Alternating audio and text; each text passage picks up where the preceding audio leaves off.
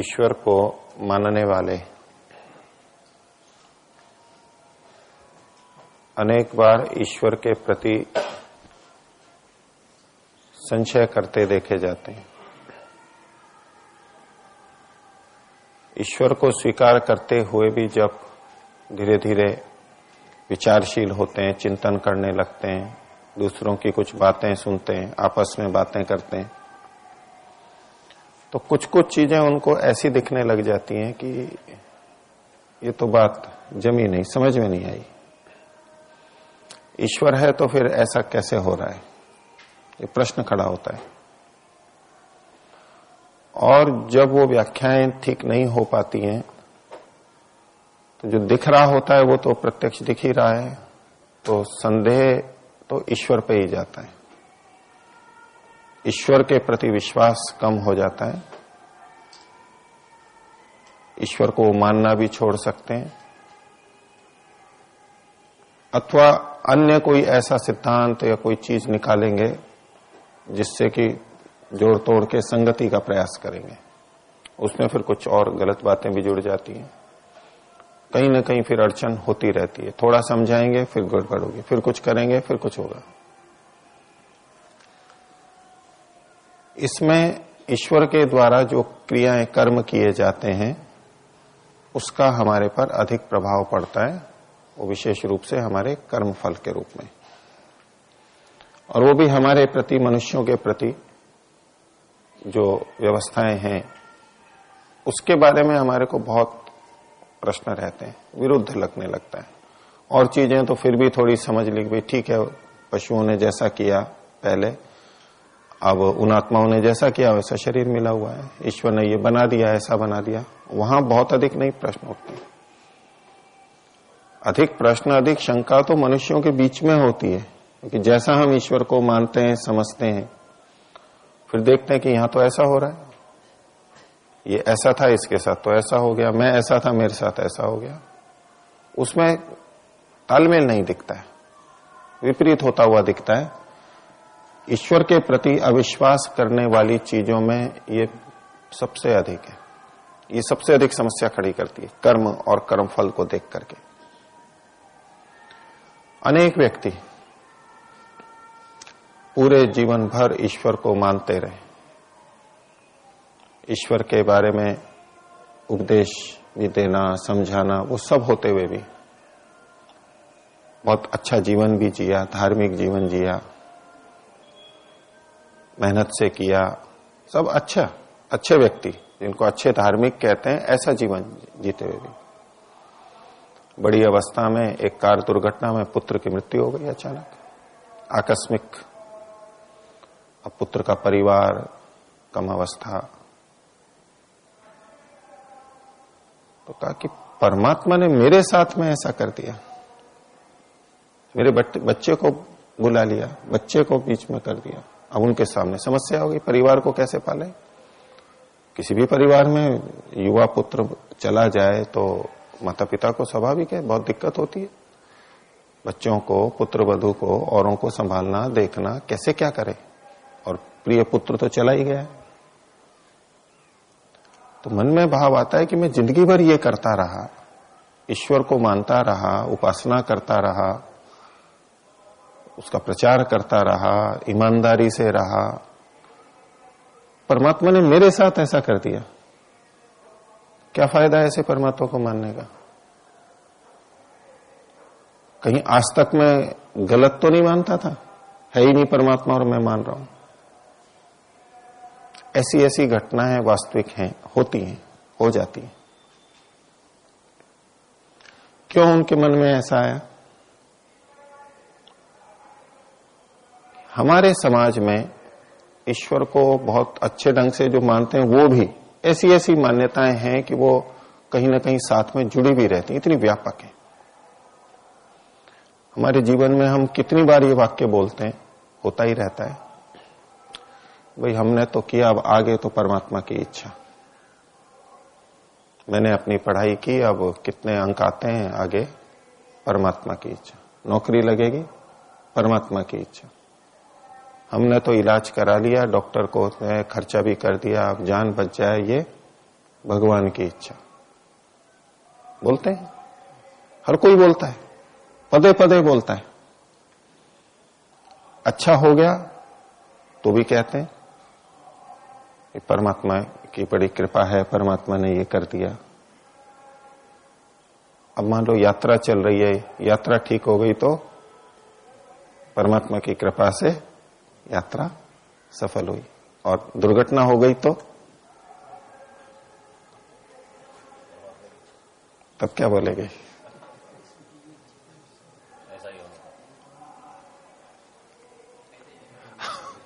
उसमें विकल्प रखते हैं, वही हमारे ही कोई कर्म रहे होंगे।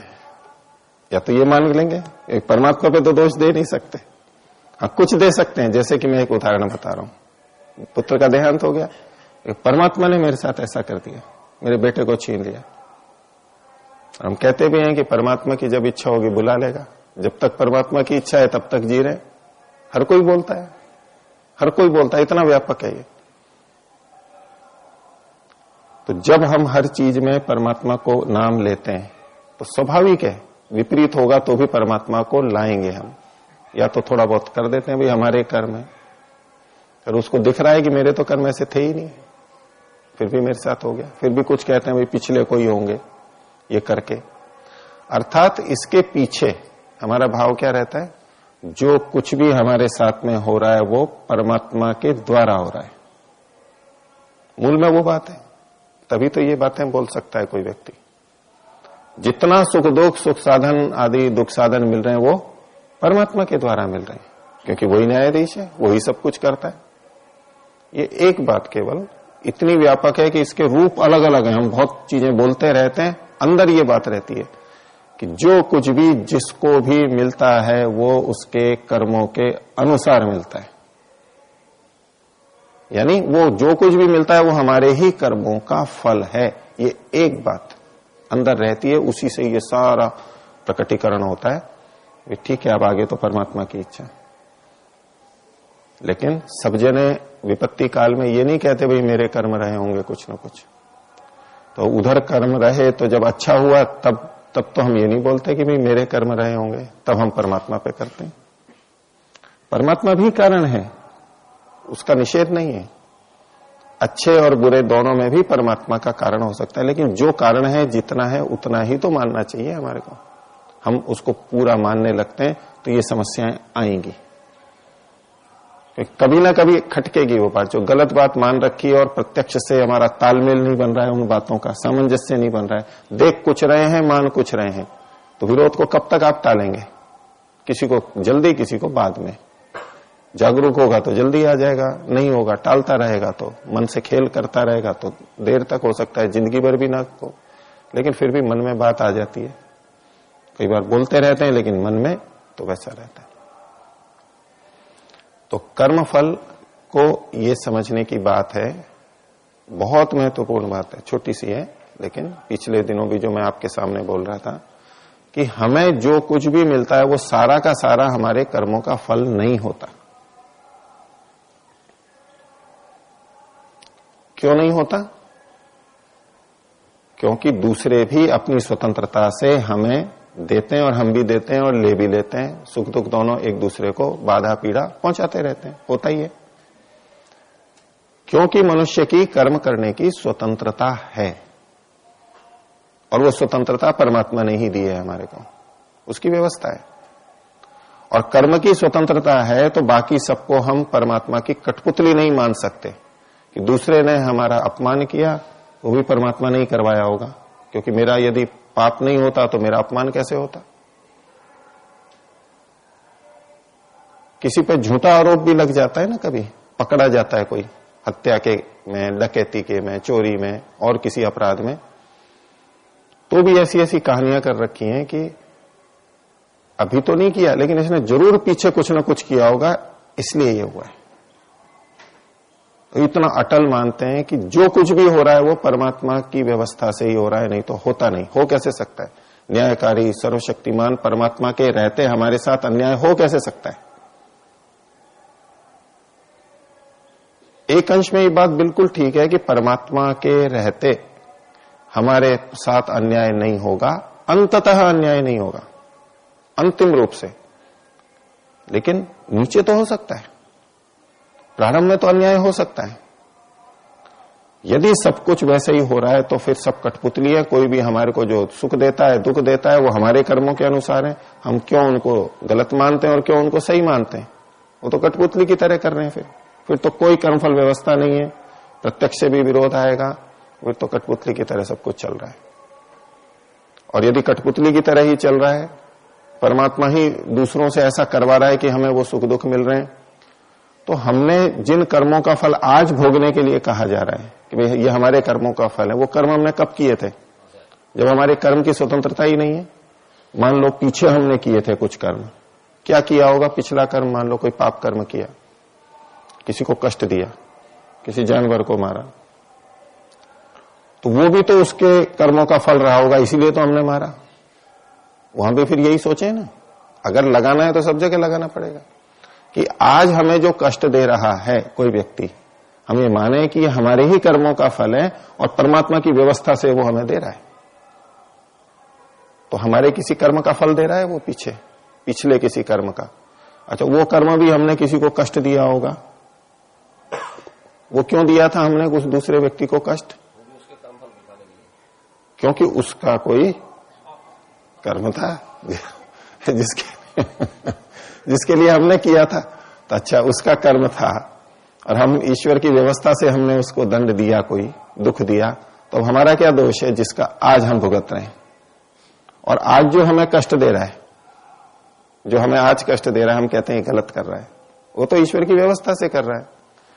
हमें जितना फल मिलना था वही मिल रहा है, तो देने वाला भी उतना ही दे रहा है ना जितना मिलना चाहिए। उसको किस बात का दंड? और नहीं तो उसको भी फिर आगे दंड मिलेगा। वैसे ही यदि ईश्वर की व्यवस्था से हो रहा है तो फिर दंड नहीं होना चाहिए और हम कठपुतली की तरह हो जाएंगे, कर्मफल की व्यवस्था खंडित होगी, क्योंकि कर्म की स्वतंत्रता नहीं रहेगी, पाप और पुण्य ही नहीं है फिर तो कुछ। तो इस आधार को हम कभी भी नहीं हटाएंगे कर्मफल व्यवस्था को समझते हुए कि कर्म की स्वतंत्रता हमारी है, ये दृढ़ सिद्धांत है, ये खंडित नहीं हो सकता। हम अपनी इच्छा अनुसार अच्छे बुरे कर्म कर सकते हैं। जब हम कर सकते हैं तो दूसरे भी कर सकते हैं। जब दूसरे भी इच्छा अनुसार अच्छे बुरे कर्म कर सकते हैं, धर्म अधर्म कर सकते हैं, तो उसके कारण से हमारे को सुख दुख भी आ सकते हैं। वो धर्मपूर्वक भी आ सकते हैं, अधर्मपूर्वक भी आ सकते हैं। तो हमें ये निष्कर्ष निकालना चाहिए कि जो भी सुख दुख हमें मिलता है वो सारा का सारा हमारे कर्मों का फल हो, ये अनिवार्य नहीं है। हो भी सकता है, नहीं भी हो सकता है। फल हम उसको कहेंगे जो हमारे कर्म के अनुसार हो और जो दे रहा है उसे हमारे कर्मों का पता हो, तब तो हम उसको फल कहेंगे, नहीं तो फल नहीं कहेंगे। अब जो दूसरे हमारे को दे देते हैं, ले देते हैं, उसको क्या कहना चाहिए? जो कल आपके सामने बात रखी, उनके कर्मों का हमारे पर परिणाम आया है। मिलावट करने वाले के कर्म का हमारे पे परिणाम आया है। किसी ने सड़क खराब बना दी, पुल खराब बना दिया और वो टूट गया या गड्ढे हो गए, हमारी दुर्घटना हो गई, ये कर्म तो उसने किया था वहां। उसके कर्म का फल नहीं है हमारे पास में, ये उसका परिणाम है। फल तो उसका उसी को मिलेगा, बाद में मिलेगा। नहीं तो करे वो और फल हमारे को है, हम उसको फल कहेंगे, तो करे कोई और फल किसी और को हो रहा है, ये कर्मफल के विपरीत जाता है। तो जो भी कुछ होगा वो सब परमात्मा से ही होगा, परमात्मा की इच्छा से ही होगा। परमात्मा के रहते अन्याय हमारे साथ नहीं हो सकता। ये वाक्य अंतिम स्थिति के लिए ठीक है कि अंतिम रूप से हमारे साथ कभी भी अन्याय नहीं होगा, लेकिन प्रारंभ में तो दूसरे हमारे साथ अन्याय कर सकते हैं, हम भी दूसरों के साथ कर सकते हैं, होता है जाने अनजाने में। और उसका जो अन्याय हुआ उसकी पूर्ति फिर परमात्मा करेगा, उसकी व्यवस्था है, इसलिए अंततः हमारे साथ अन्याय नहीं होता। लेकिन प्रारंभिक स्तर पर ही हम ये मान लें कि अन्याय हो ही नहीं सकता, दुख हो ही नहीं सकता, तो फिर हमको कोई सुरक्षा नहीं करनी चाहिए, कोई व्यवस्था नहीं करनी चाहिए, किसी के प्रति कोई खेद नहीं होना चाहिए कि भाई इसने मेरे साथ ये कर दिया, वो तो फिर जैसा है हमारा ही हो रहा है, हमारे ही कर्मों का फल है। और ऐसा भारत में बहुत सारे मान करके चुप भी रह जाते हैं, कुछ इज्जत के कारण भी चुप रह जाते हैं, कुछ ऐसी घटनाएं हो जाती है कि सबको नहीं बताते, पुलिस में नहीं देते, और कुछ इसलिए भी कि अब हो गया, अपने कर्म थे भोग लिए, अब क्या पड़ा है इसमें, तो बताते नहीं, सूचना नहीं देते, और ऐसे अपराधी बढ़ते भी रहते हैं। ये भी एक अपराध है, क्योंकि हमारी इस प्रवृत्ति के कारण से अपराधी खुले घूमते हैं, वो पकड़े नहीं जाते, कम पकड़े जाते हैं, और वो फिर वैसी वारदातें करते रहते हैं। तो समाज को और दुख पहुंचाने में हमारी ये प्रवृत्ति भी कारण बनती है। तो अब इसका एक भाग और आगे देखते हैं कि एक तो हुआ कर्म का फल, कर्म के अनुसार उसी को मिलता है, देने वाला जानता है उसको। दूसरा है कि कर्म किसी ने किया और दूसरे के ऊपर कुछ हो गया, किसी ने सेवा की, समाज सुधार किया, उससे लोगों के बहुतों के जीवन सुधर गए। तो जो करने वाला है, समाज सुधारक है, सेवा कर रहा है, उसके कर्मों का फल नहीं मिला है उनको, उस कर्म का उन पे परिणाम आया है। उन्होंने ऐसा किया, गांव में स्वच्छता का अभियान किया, शिक्षा का किया, स्वास्थ्य का किया, और भी जो भी है, अन्याय अत्याचार हटाया, चेतना जगाई, जो भी किया, मकान बना के दिया, ये जिसने समाज सेवा की उसका, उस कर्म का फल उसी को मिलेगा। समाज से मिलता है, समाज से मिलेगा, नहीं तो बचा हुआ जो है वो परमात्मा से मिलेगा। कई बार ऐसा होता है, प्रचार में करते हैं कि हमने इतने साल प्रचार किया, गांव गांव गए, लोगों तक गए, विद्यालय विद्यालय गए, कारागारों में गए, लोगों को गली गली में जाके बताया, सिखाया, कोई फल ही नहीं मिला। आता है ऐसा मन में, बहुत बार हो जाता है कि जितना हम चाहते थे उतना फल नहीं मिला, और फल नहीं मिला तो मन में क्या भाव आता है कि हमने जो किया वो व्यर्थ चला गया, उसका वो परिणाम नहीं आया। अध्यापक सोचेंगे, प्रशासक सोचेंगे, गुरु लोग सोचेंगे, परिवार वाले सोचेंगे, जो परोपकार आदि के कार्य करते कि हमने जैसा चाहा था, जो जितने इतना किया, लेकिन उसका कोई फल नहीं आया, और वो फिर निराश होते हैं कि फल नहीं आया। जबकि वास्तविकता ये है कि यूं कह सकते हैं कि परिणाम नहीं आया, फल नहीं आया, ये कैसे कह रहे हैं? फल तो आएगा। समाज के लिए हमने बहुत कुछ किया, जितना जिसने किया, बुरा किया तो बुरा और अच्छा किया तो अच्छा, उसका फल तो आएगा, उसी को मिलेगा, वो कहीं नहीं गया है। जो ईश्वर को स्वीकार करता है, आस्तिक है, ये मानता है कि ईश्वर तो फल अवश्य देगा ही, वो अपने कार्य की सफलता का या फल का आकलन समाज से नहीं करता, क्योंकि उसको ये भी पता है कि मैंने ऐसा किया और ऐसा हो ही जाए, ये कोई आवश्यक थोड़ा ना है।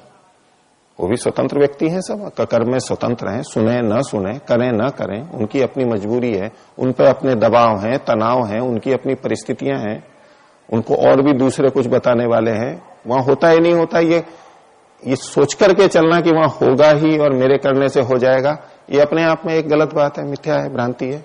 हो सकता है हम अच्छा करेंगे तो होता भी है, परिवर्तन भी आता है, लेकिन सब में हो जाएगा, जल्दी हो जाएगा, ये कोई अनिवार्यता नहीं। ऐसा सोचना ही गलत है। हम कितने भी अच्छे हों, लेकिन सब में नहीं होता है, वो सब अपने अपने स्तर पे चलते हैं। लेकिन इसके बाद भी उन पे परिणाम नहीं आया तो भी करने वाले का पुण्य कुछ कम नहीं होता, उसने अपना प्रयास किया है पूरा, और ना उसको निराश होने की जरूरत है किसी तरह की। जो ईश्वर को मानते हैं वो तो जो भी करेंगे फल मेरे को प्राप्त होगा, उसको कोई चिंता नहीं कि दूसरे कितने कर पाते। मैंने अपना कर्तव्य पूरा किया, मैंने समाज सुधार के लिए प्रयास किया, बस, नहीं तो दिक्कत होगी। तो ये एक तो फल और एक परिणाम। तीसरा है प्रभाव। किसी ने कुछ कर्म किया और दूसरे पे सीधा जो परिवर्तन आ रहा है, चालक ने दुर्घटना की, लोगों को चोट लग गई, किसी ने सेवा की, लोगों को लाभ हो गया सीधे सीधे, ये तो परिणाम में आया। लेकिन इसको देख करके दूसरों पे जो अंतर आता है, दो गाड़ियां टकरा गई, शराब पिए हुए थे, वहां अंदर जो कोई मर गया है, किसी की हड्डी टूट गई, उसको देखने वाले जो खड़े हैं दूर, उस दुर्घटना को जो देखने वाले हैं, उन पे भी तो कुछ अंतर आता है। उस कर्म का सीधा यहां नहीं आया है, वो कर्म का तो वहीं पर टक्कर लगी, हाथ पैर टूट गए, खून आ गया, ये इतना हो गया, बस ये परिणाम है। अब जो इसको भी देख करके लग गई, उसके पैर टूटे, खून बिखरा हुआ है, ये है, उसको देख करके जो किसी पे और अंतर आ जाता है, इसको प्रभाव कहेंगे। और तीसरे स्तर पे सामान्य रूप से उसको भी परिणाम कह देते हैं, लेकिन उसको हम एक अलग स्तर पे ले लेते हैं, प्रभाव। किसी की मृत्यु हो गई, अब घर वालों पे जो अंतर पड़ा उसका, वो उनके भी कर्मों का फल नहीं है, किया किसी ने, मरा कोई, अब परिवार वाले, पत्नी, बच्चे, या बेटा चला गया तो माता पिता दुखी हैं। अब ये जो चीज हो रही है, ये प्रभाव के अंतर्गत है, ये भी कर्म का फल नहीं होता है। तो ये जो दूसरे तीसरे स्तर पर जो हमारे पे आते हैं, इन सबको हम प्रभाव के रूप में देखेंगे।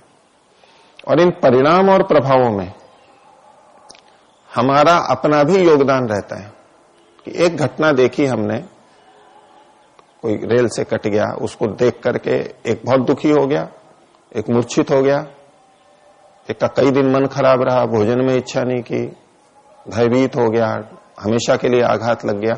ये हमारे ऊपर भी निर्भर करता है कि हमारा पहले का ज्ञान कैसा है, हमारी समझ कैसी है, बुद्धि कैसी है। अब इसको देख करके जो हमें दुख होता है, किसी को बहुत अधिक दुख हुआ, किसी को कम दुख हुआ, ये सब उसके कारण से सीधा सीधा नहीं, इसमें हमारा भी मिश्रण है।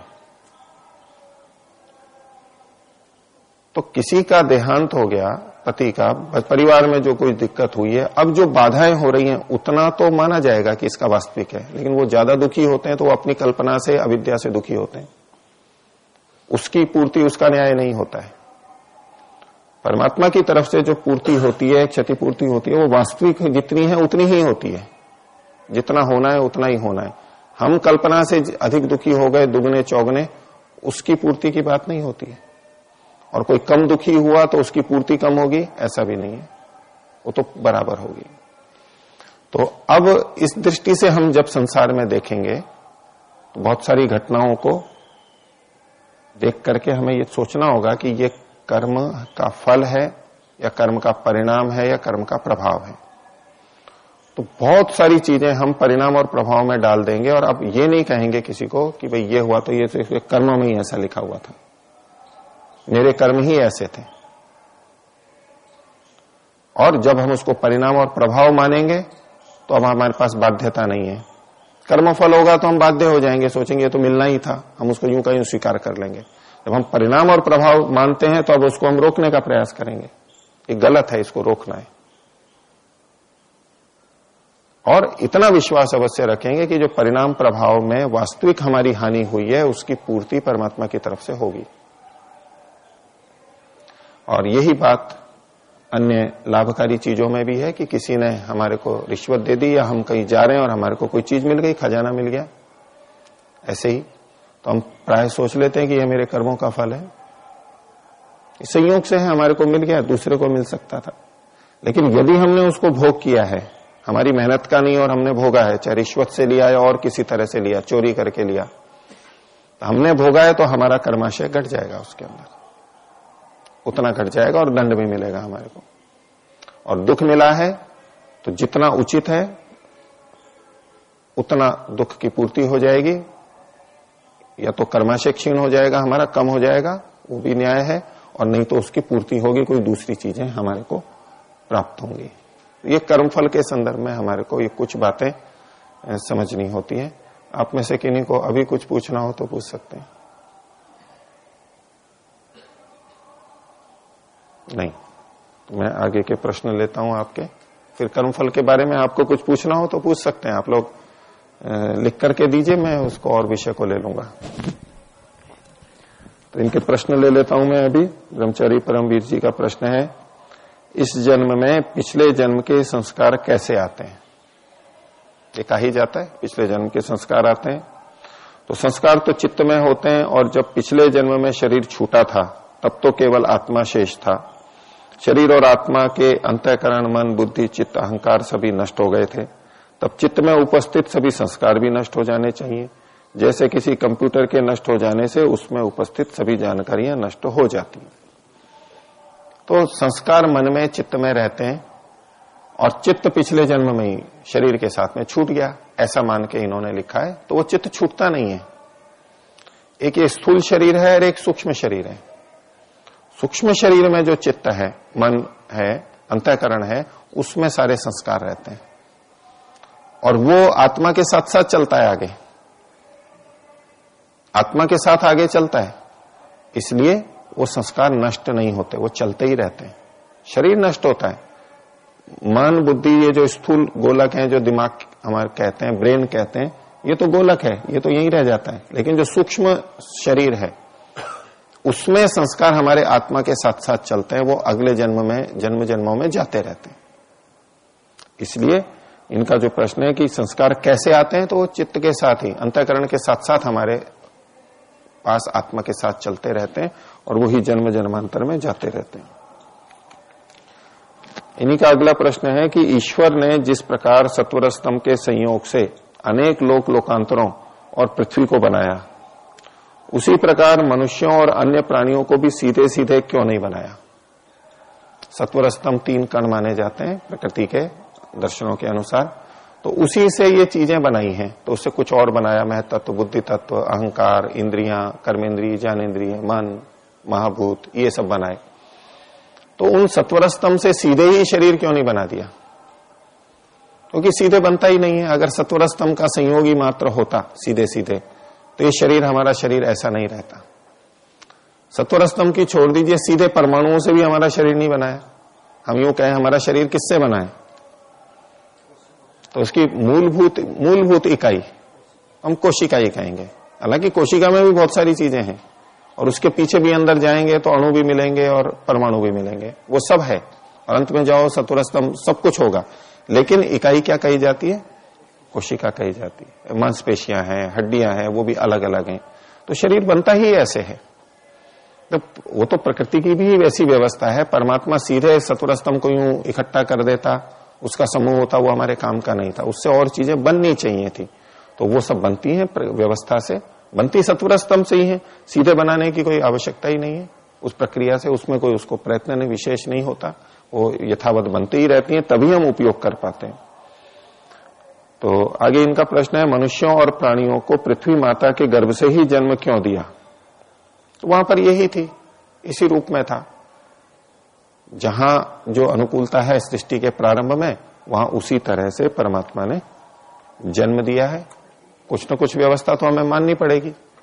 माता का गर्भ तो था नहीं, माता से तो पोषण मिल नहीं सकता था। तो उसके लिए, क्योंकि वेद मंत्रों में भी ये बातें आती हैं कि उस समय प्रारंभ में पृथ्वी कैसी थी? मृदु थी, पिलपिली थी। मृदु कहते हैं पिलपिली, जो सख्त नहीं थी। जैसे आज तो सख्त है, ऐसी मृदु थी वो। उसके अंदर हम रह सकते थे। जो छोटा बच्चा कोमलता से रहना चाहता है, रहना की स्थिति होनी चाहिए, वैसी कोमलता थी, उस तरह से स्थितियां थी उस समय। ऐसे ही परमात्मा ने बनाया था, वही था। तो वहीं से एक बार तो हमारी उत्पत्ति माननी होगी। दूसरे प्राणी हो और हो, वो सब ऐसे ही बने, इसी तरह से प्रारंभ में बने, एक दूसरे से नहीं बने। तो आज का तो समय हो गया, फिर आगे देखेंगे। प्रणव।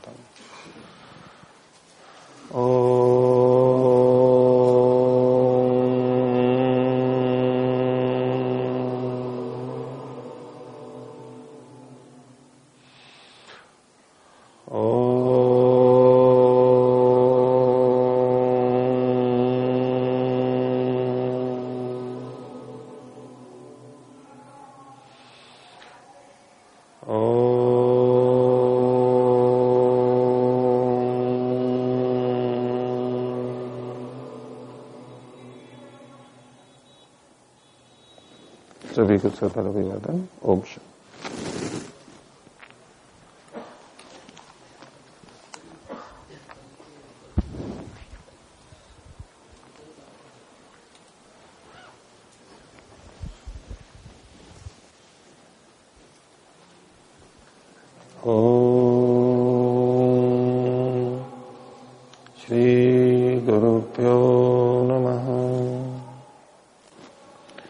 विधि ले लीजिएगा।